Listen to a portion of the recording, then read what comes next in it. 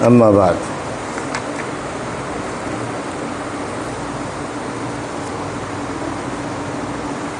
فعن أبي هريرة رضي الله تعالى عنه قال قال رسول الله صلى الله عليه وسلم إذا استيقظ أحدكم من منامه فليستنثر ثلاثا فإن الشيطان يبيت على خيشومه متفق عليه.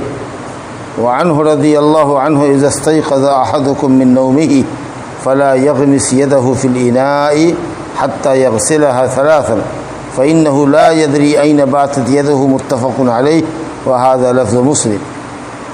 وضو کا باب چل رہا ہے. یہ ابھی دو حدیث میں نے ایک ساتھ پڑھی ہے. اس میں نبی کریم صلی اللہ علیہ وسلم سے روایت کر رہے ہیں حضرت ابو ہریرہ رضی اللہ عنہ جو مشہور صحابی ہیں. اب پہلے بھی بتایا ہے کہ ابو ہریرہ یمنی جن کا نام تھا عبد الرحمن بن صخر، سب سے زیادہ حدیث بیان کرنے والے یہی صحابی ہیں. ابو ہریرہ کہتے ہیں کہ رسول اللہ صلی اللہ علیہ وسلم نے فرمایا جب تم میں کا کوئی نیند سے جگے فلیستنثر ثلاثا تو اپنے ناک کو 3 مرتبہ جھاڑے.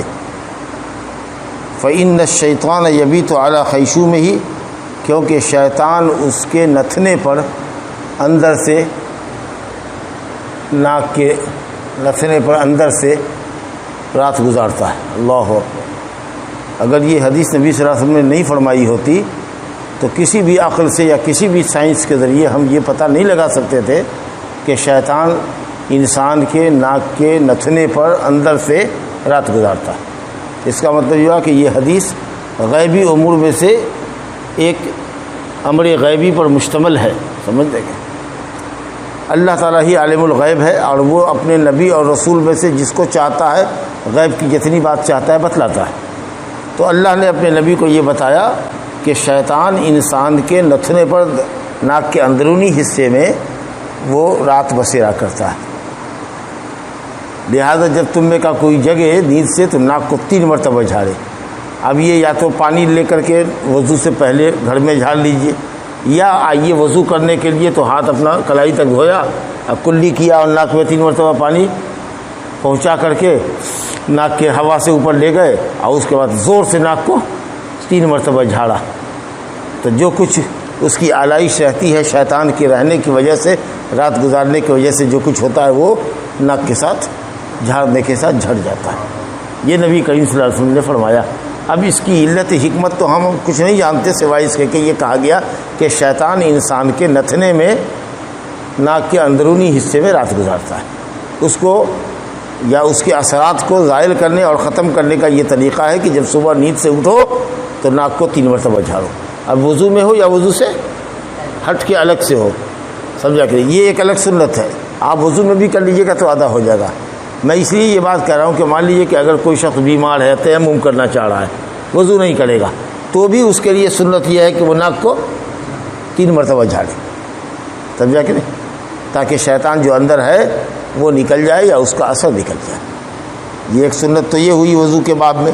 وضو کے باب میں اس لیے لائے کہ اگر آپ وضو میں بھی کلی اور ناک میں پانی ڈالتے ہیں، فجر کے لیے آئے، سیدھے اٹھے اور مسجدے میں آ کر کے وضو کر رہے ہیں، تو کلی کرنے کے ساتھ ساتھ ناک میں 3 مرتبہ پانی لیجیے، کس کے 3 مرتبہ جھاڑیے، 3 مرتبہ ناک کو. یا پہلے سے جھاڑ کے آئے ہیں تو وضو میں پھر دوبارہ وضو کے لیے واجب ہے کلی کرنا اور ناک میں پانی ڈالنا اور ناک کو جھاڑنا. وضو کے اندر واجب ہے، فرض ہے، ضروری ہے.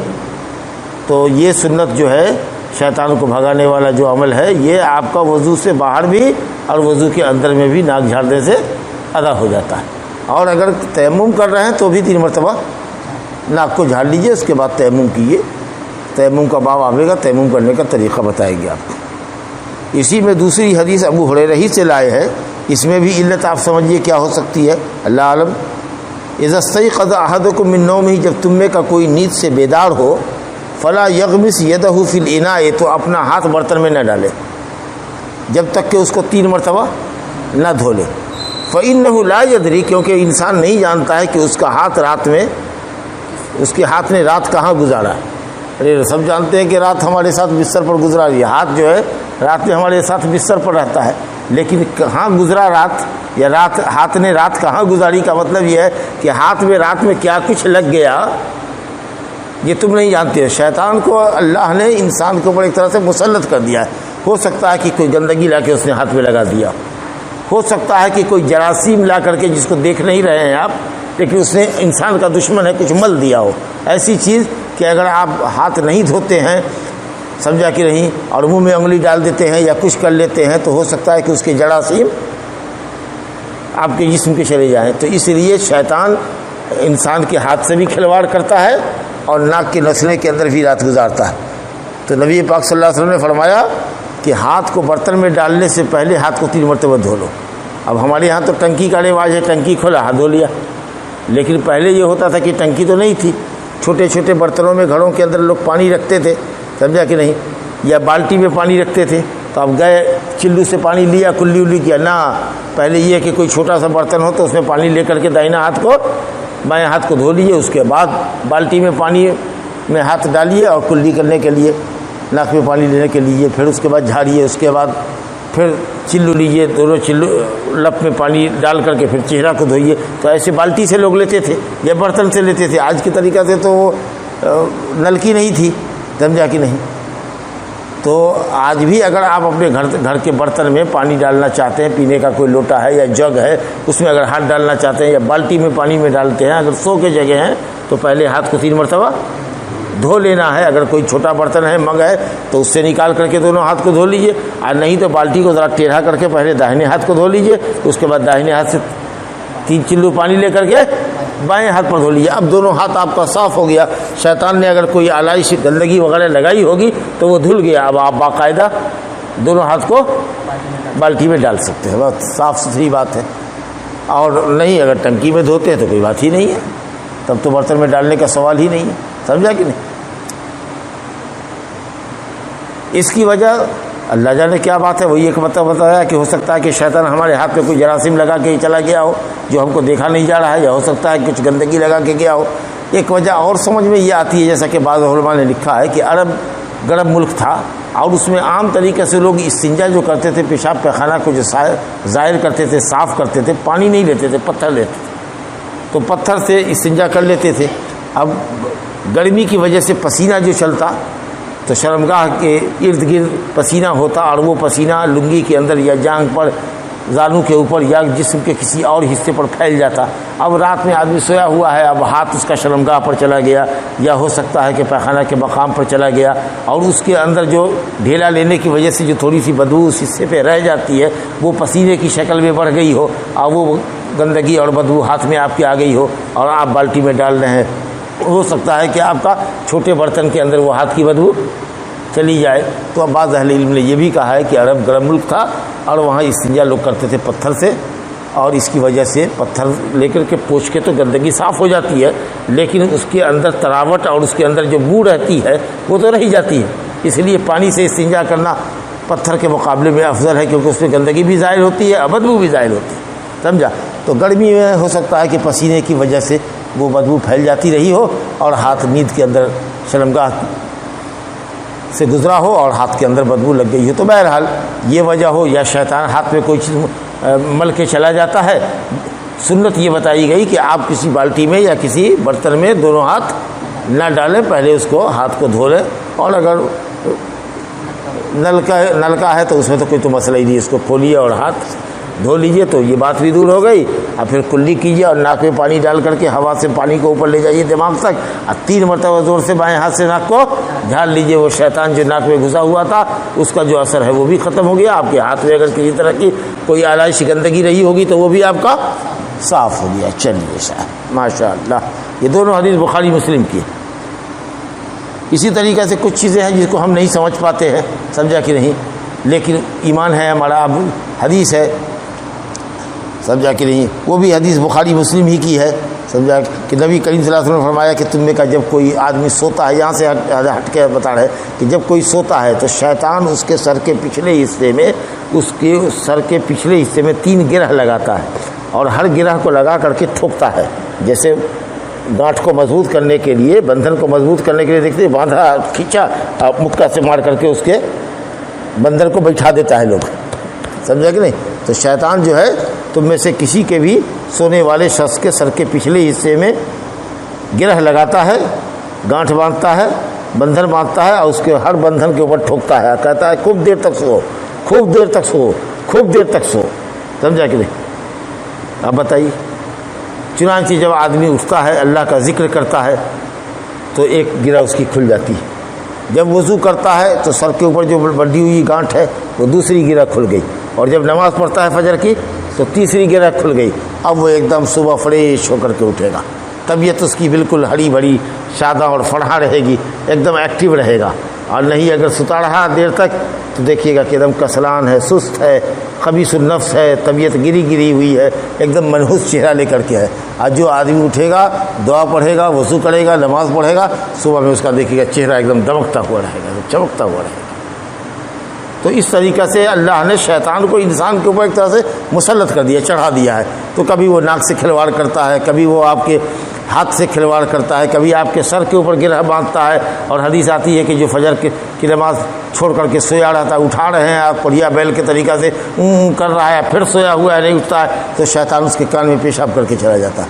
اب تو آپ دھاڑیے گا تو پیشاب تو نہیں رہے گا، لیکن صادق المصدوق صلی اللہ علیہ وسلم فرما رہے ہیں جو اپنی طرف سے دین میں کچھ نہیں بولتے، اللہ کا کہا ہوا بولتے ہیں، اب وہ کہہ رہے ہیں کہ شیطان کان میں پیشاب کر کے جاتا ہے۔ ظاہر ہے کہ شیطان کھاتا پیتا ہے تو پیشاب بھی کرتا ہے۔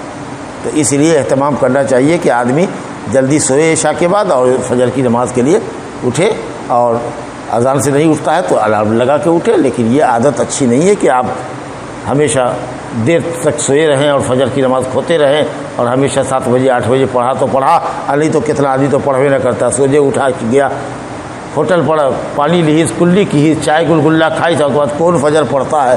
اللہ سے ڈریے، اللہ سے ڈریے۔ نماز اللہ نے 5 وقت کی فرض کی ہے، 4 وقت نہیں ہے کہ آپ 4 وقت آتے ہیں اور 1 وقت گول کر جاتے ہیں۔ تو اس طریقہ سے یہ سب حدیثیں ہیں، ان کو سمجھنا چاہیے۔ اس کے بعد آئیے ایک حدیث اور دیکھتے ہیں، حدیث نمبر 44 ہے اور 45 ہے۔ ان لقیط بن صبرہ رضی اللہ عنہ قال قال رسول اللہ صلی اللہ علیہ وسلم اسبغ الوضوء وخلل بین الاصابع وبالغ في الاستنشاق الا ان تكون صائما اخرجه الاربعه وصححه ابن خزیمہ ولابی داؤد فی روایت اذا توضأت فمضمض۔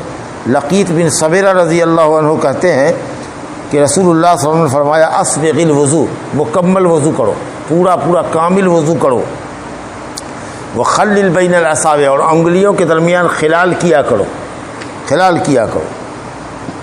وبالغ فی الاستنشاق، اور ناک میں پانی چڑھانے میں مبالغہ کرو، یعنی خوب زور سے ناک میں پانی ڈال کر کھینچو اوپر تک،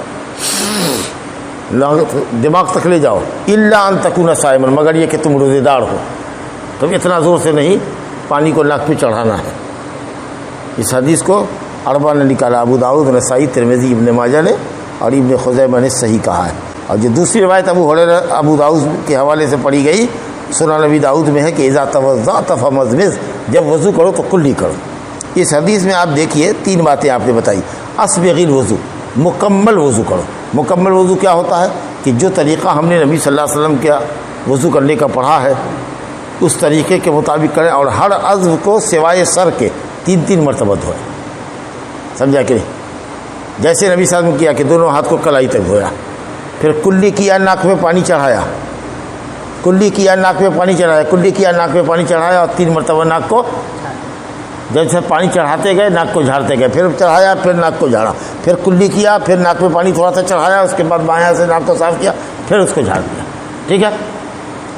اس کے بعد لپ میں پانی لیا، دونوں ہاتھ میں ملایا پانی، چلو میں پانی لے کر کے لپ میں ڈالا دونوں ہاتھ میں، دونوں ہاتھ کو لپ کہتے ہیں، اور اس کے بعد چہرے پر مارا۔ اب پورا چہرہ جہاں سے پیشانی گرتا ہے وہاں سے لے کر کے داڑھی کے نیچے تک، ٹھڈی تک، اور دونوں کان کے لو کے درمیان میں یہ جو ہے پتلا سا جو حصہ ہے کان کا نچلا حصہ، اس کے درمیان کی یہ ساری جگہ کو دھویا 3 مرتبہ۔ ٹھیک ہے؟ اس کے بعد داہنا ہاتھ پر پانی چڑھایا، کہونی سمیت، کہونی خشک نہیں رہنی چاہیے، کہونی سے لے کر انگلی تک دھویا، 3 مرتبہ یہ عمل کیا۔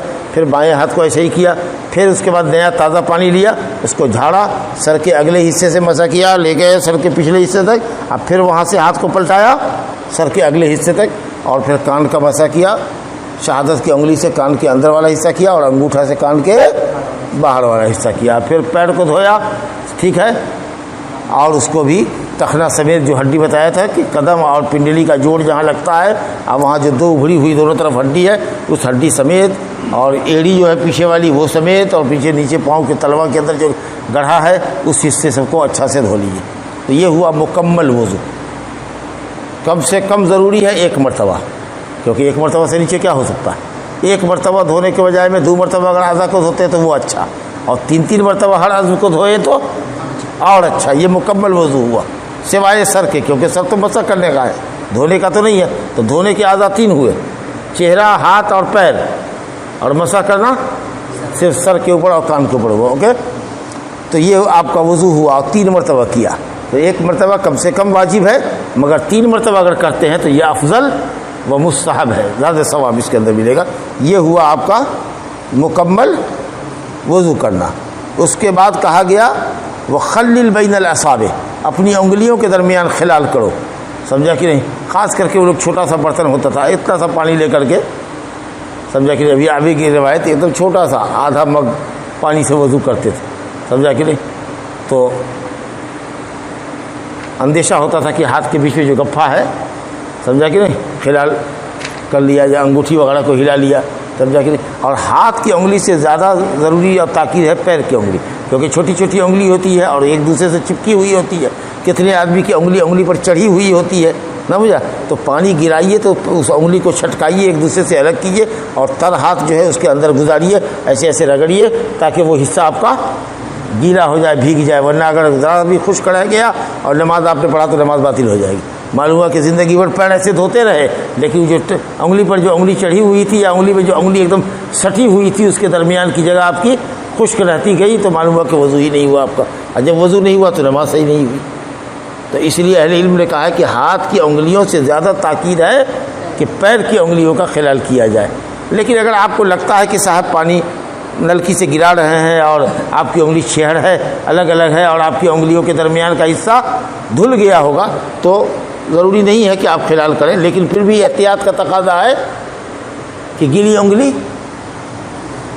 पाँव की उंगलियों के दरमियान आप 1 मरतबा गुजार लें ताकि शक दूर हो जाए। समझ लेंगे, अच्छी बात। तो ये हुआ आपका दूसरा हुक्म, मुकम्मल वज़ू करो। तो समझ लिया कि सुन्नत के मुताबिक और 3-3 मरतबा मुकम्मल करना, वज़ू करना, ये मुकम्मल वज़ू करना है। दूसरा हुक्म हुआ कि उंगलियों के दरमियान खिलाल करो।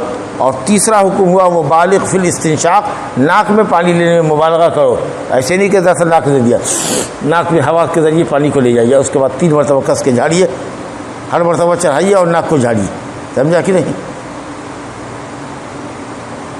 मगर ये कि आप रोज़े से हो, क्योंकि अगर रोज़े से रहेंगे और नाक में पानी डालेंगे फजर के वज़ू के बाद, अज़ान के बाद, या ज़ोहर में या असर में, हैं, तो होगा कि अगर नाक सीधे चला गया, नाक को ज़रा खड़ा कर दिया गर्दन को, तो सीधे नाक का रास्ता पेट तक जाता है, हलक से मिलता हुआ जाता है ना। मुझे आया कभी कभी होता है कि आदमी आँख में दवा डालता है मगर तरावट महसूस होती है हलक में, उससे वज़ू नहीं टूटता है, क्योंकि आँख का रास्ता हलक से नहीं मिलता है, पेट से नहीं मिलता है। कान में दवा डाला, हो सकता है कि दवा का असर आपकी हलक के अंदर भी महसूस हो, उससे भी कोई फ़र्क नहीं पड़ता।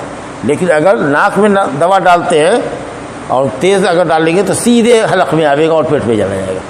इसे देखते हैं ना, राइस पाइप जो है आदमी के नाक में घुसाया जाता है, नाक के ज़रिए ग़िज़ा पहुंचाई जाती है आदमी के पेट तक। किसी को कान में नहीं देखा होगा और आँख में नहीं देखा होगा, नाक में घुसाता है वो पाइप डॉक्टर। जब मुँह ओरली नहीं खा सकता है, मुँह से नहीं खा सकता है, तो नाक के पाइप के ज़रिए देता है, इसी के नाक का रास्ता सीधा हलक हो जाता है। तो अगर रोज़ेदार है तो इसका ख्याल रखें।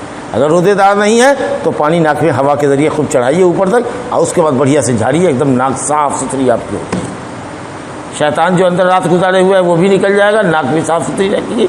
और नाक में जो होता है ठंडक का जो एहसास होता है, ज़रा भी हवा चली तो ठंडक, अल्हम्दुलिल्लाह वो सेंसिटिविटी जो है नाक के अंदर की जो हसासियत है, जो फ़ौरन आपको ठंडा महसूस होता है, वो भी आपको रफ्ते रफ्ते ख़त्म हो जाएगा, क्योंकि नाक ठंडक लेने की आदी हो जाएगी।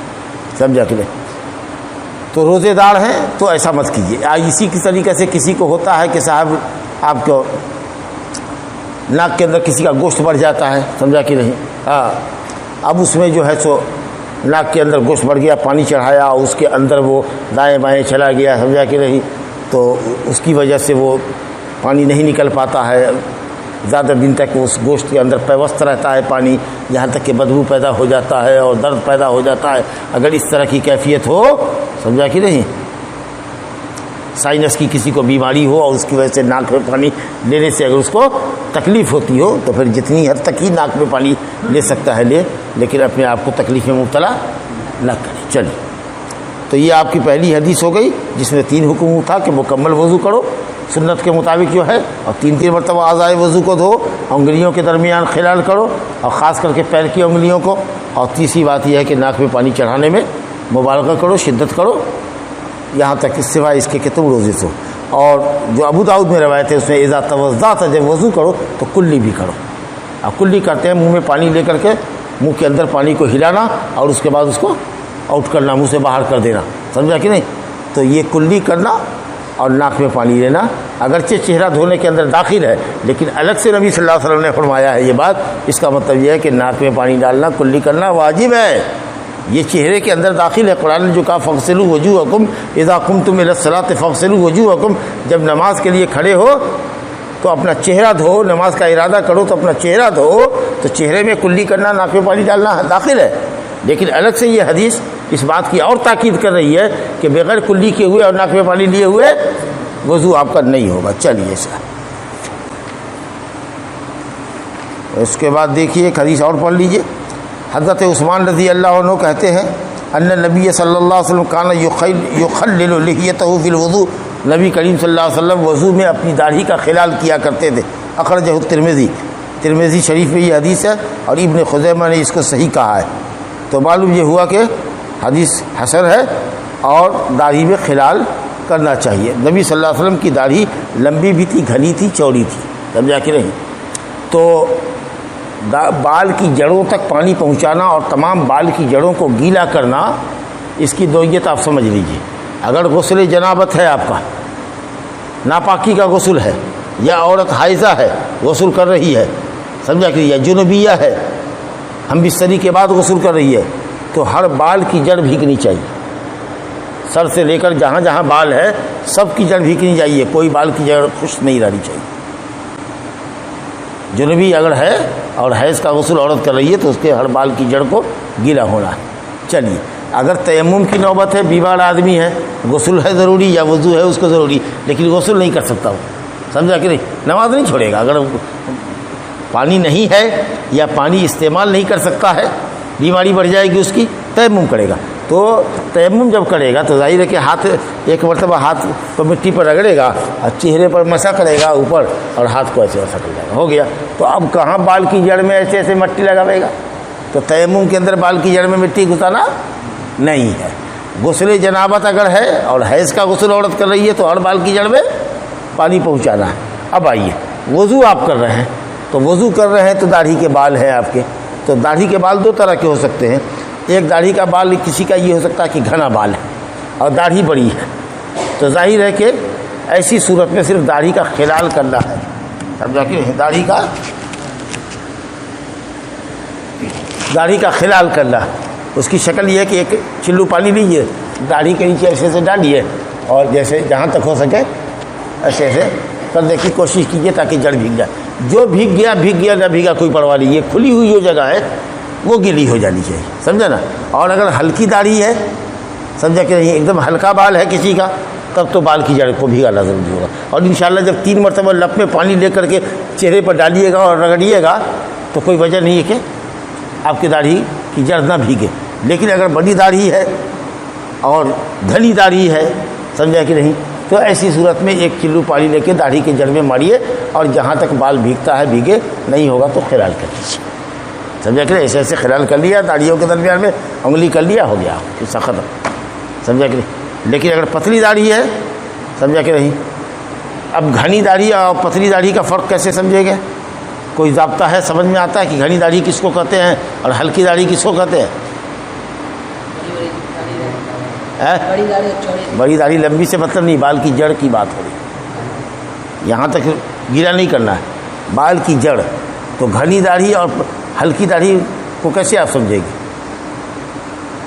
گھنی داڑھی کا مطلب یہ ہے کہ اگر داڑھی کے نیچے کا چمڑا دیکھنے والے کو نظر آتا ہے تو مطلب ہوا کہ ہلکی داڑھی، اور اگر دیکھنے والے کا چہرہ داڑھی کے جو نیچے، بال کے نیچے جو چمڑا ہے، سن لو، بال کے نیچے جو چمڑا ہے وہ دکھنے میں نہیں آتا ہے، تو اس کا مطلب کیا ہوا؟ گھنی داڑھی ہے۔ یہی کرائٹیریا ہے کہ اگر داڑھی کے نیچے کا چمڑا دیکھنے والے کو نظر آتا ہے تو یہ ہلکی داڑھی ہوئی تب تو آپ کو بال کی جڑ بھگانی ہوگی، لیکن اگر نہیں دکھتا ہے چمڑا تو پھر آپ چہرے پر پانی ماریے، ایک چلو پانی لے کے داڑھی کے جڑ میں ماریے، اس کو بھگانے کی کوشش کیجیے، جہاں تک گیلا ہوتا ہے تو گیلا ہوتا ہے، نہیں ہوتا ہے تو خالی انگلی سے خلال کر لیجیے داڑھی کے اوپر، ہو گیا۔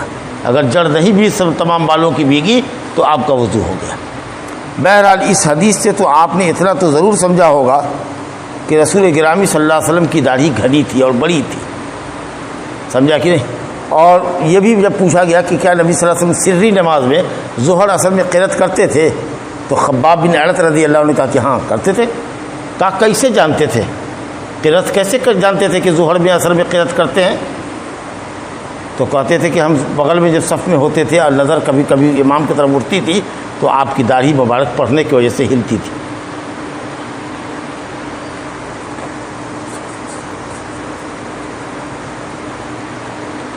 پڑھ دیا سورہ فاتحہ پورا، داڑھی دیکھا ہلا۔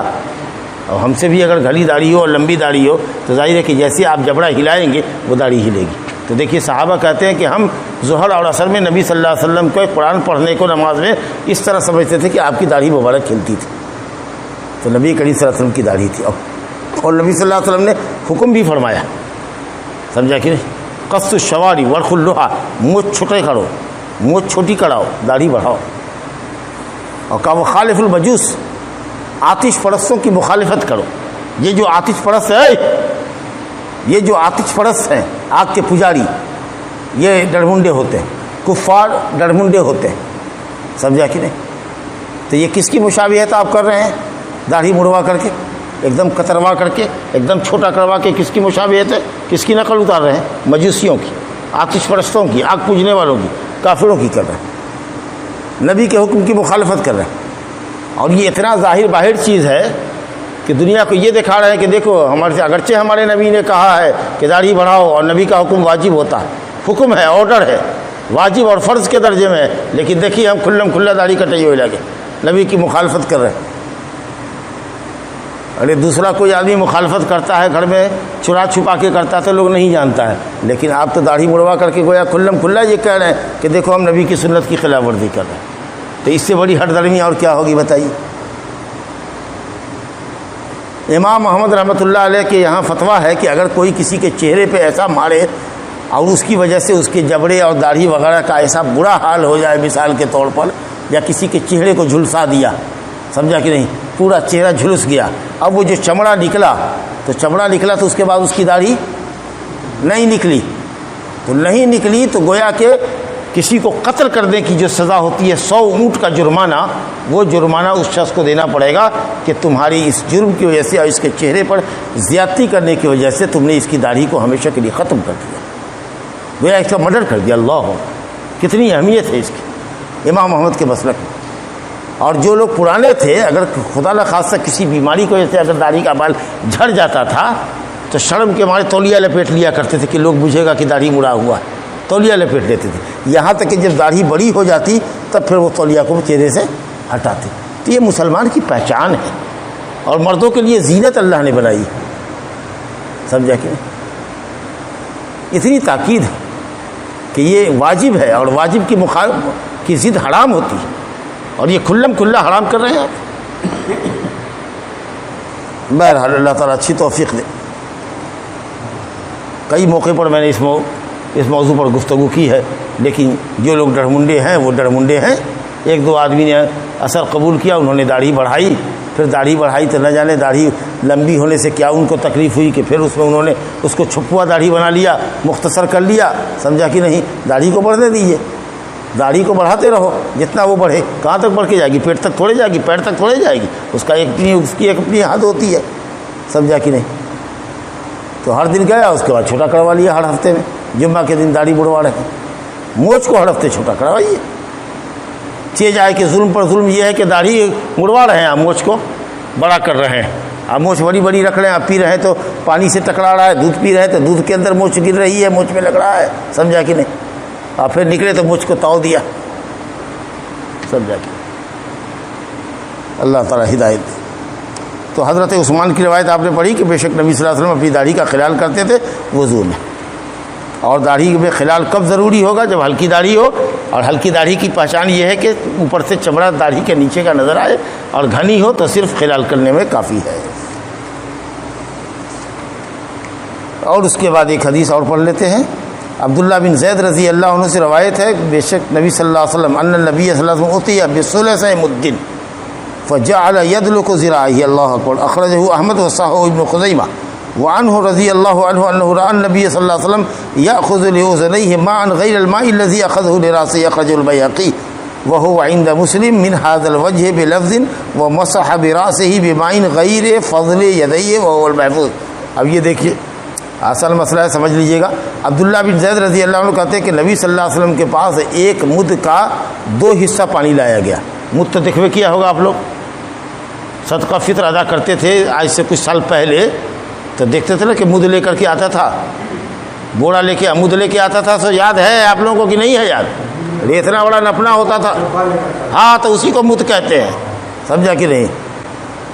اسی کو مد کہتے ہیں نپنا۔ اس سے 4 مد ناپ کر کے دیا جاتا تھا تو کہا جاتا کہ 1 سا ہو گیا، ایک آدمی کا فطرہ ادا ہو گیا، اس کو مد کہتے ہیں، سمجھا کہ نہیں؟ دونوں ہاتھ کو پھیلا کر کے ایک لمبے، نہ خوب لمبا نہ خوب بھٹا، بیچ کے میانہ قد آدمی کے دونوں ہاتھ میں جتنا دانہ آوے لپ میں، جتنا پانی آوے اسی کو مد کہتے ہیں، دونوں ہاتھ پھیلا کر کے لے، سمجھا کہ نہیں؟ اس کا وزن عام طریقے سے 600 ml ہوتا ہے، آدھا لیٹر سے تھوڑا زیادہ، یا بعض علماء نے کہا کہ 750 ml، آدھا لیٹر اور آدھا لیٹر سے اور 1 پوا، سمجھا کہ نہیں؟ 1 لیٹر سے چوتھائی کپ، 3/4، سمجھ گئے؟ ہاں، آدھا لیٹر اور آدھا لیٹر کا پھر آدھا لیٹر۔ کسی نے کہا کہ نہ 600 ml، 500 ml ہوتا ہے آدھا لیٹر، اور 1 سے ذرا سا اور اتنا۔ اب کتنا سا ہوگا آپ دیکھ لیجیے، آدھا لیٹر دودھ لیتے ہیں کتنا سا ہوتا ہے، اس میں ذرا سا 1 لپ اور پانی ملا دیجیے، اتنا ہی سے نبی صلی اللہ علیہ وسلم وضو کیا کرتے تھے۔ اور کبھی کبھی 600 ml سے 750 ml تک لیتے تھے، 1 مد پانی پورا وضو کیا کرتے تھے۔ اب ظاہر ہے کہ آپ کے طریقے سے پانی کی فراوانی عربوں کے یہاں تو نہیں تھی، تو پانی تو بڑے احتیاط سے ہی خرچ کرنا پڑے گا نا، تھوڑا پانی کی کلی اسی سے تھوڑا سا ناک میں گھسانا پڑے گا، جھاڑنا پڑے گا، اور 1 لپ پانی لیا، اس کو دونوں ہاتھ میں ڈالا، اس کے بعد چہرے پر پانی مارا، اس کے بعد اس کو رگڑا، ہاتھ کو مل رہے ہیں، سمجھا کہ نہیں؟ دھونے کا مطلب یہ کہ 2-4 قطرہ پانی ٹپکے۔ اب مان لیجیے کہ ہاتھ کو گیلا کر لیا، خالی چہرے کو ایسے پوچھ لیا اور پانی چہرے ہی پر رہ گیا، کچھ قطرہ ٹپکا نہیں، تو یہ دھونا نہیں ہوا، یہ مسح کرنا ہوا۔ ہاتھ کو لیا، 1 لپ پانی لیا تھوڑا سا، اور ہاتھ میں ایسے ڈال دیا، ایسے اسی کو خوب رگڑ رہے ہیں، ایسے ایسے کر کے بھگا رہے ہیں، جہاں تک ہوتا ہے جیسے تیل نہیں لگاتے ہیں اور اس کو بھگانے کی کوشش کرتے ہیں، ایسے کیا اور ایسے کیا، یہاں تک کہ ہاتھ کی انگلی سے 2-4 قطرہ پانی کا ٹپک گیا تو سمجھیے کہ دھونا ہوا۔ تو اس طریقے سے گویا کہ آپ آدھا مگ پانی سے، جو ہم لوگوں کے یہاں مگ ہوتا ہے 1 لیٹر کا مگ ہوتا ہے یا 1.25 لیٹر کا، اس کا جسٹ ہاف میں نبی صلی اللہ علیہ وسلم وضو کیا کرتے تھے، جبکہ آپ کی داڑھی گھنی تھی، آپ ہم سے زیادہ لمبے تھے، میانہ قد تھے، سمجھا کہ نہیں؟ بہت لمبے نہیں، بہت چھوٹے نہیں، بہت دبلے نہیں، بہت موٹے نہیں، درمیانی قد کے دوہری کاٹھی کے آدمی تھے آپ صلی اللہ علیہ وسلم، اور آپ کا مکمل وضو ہوا کرتا تھا آدھا تہائی مد پانی کے اندر، 2/3 کے اندر، یا زیادہ سے زیادہ 1 مد، 600 سے 750 ml پانی تک۔ اس کا مطلب یہ ہوا کہ پانی کے استعمال میں کمی کرنی چاہیے۔ اب ٹنکی کھول دیا، کیا اندازہ ہوگا کتنا لیٹر گرا ہوگا آپ کا، اس کا کیا اندازہ ہے؟ تو اگر دیکھیے کہ کلی کر رہے ہیں یا دانت کو رگڑ رہے ہیں تو ٹنکی کو بند کر دیجیے، یا اگر دھار لے رہے ہیں پانی کی تو ذرا سا ہلکا لیجیے کہ ہاتھ بھرے، اس کے بعد دھوئیے۔ ایک دم ٹنکی بہہ رہی ہے، معلوم ہوا کہ صاحب 3-4 بالٹی تو کم سے کم وضو کرنے میں آپ نے بہا دیا، تو یہ پانی میں اسراف ہے، فضول خرچی، اس سے بچنا چاہیے اور کوشش کرنا چاہیے کہ ضرورت سے زیادہ پانی خرچ نہ کریں، سمجھا؟ بعض سلف علماء کہتے ہیں کہ صاحب اگر ندی کے کنارے بھی ہو تو پانی ضرورت کے مطابق ہی خرچ کیا کرو۔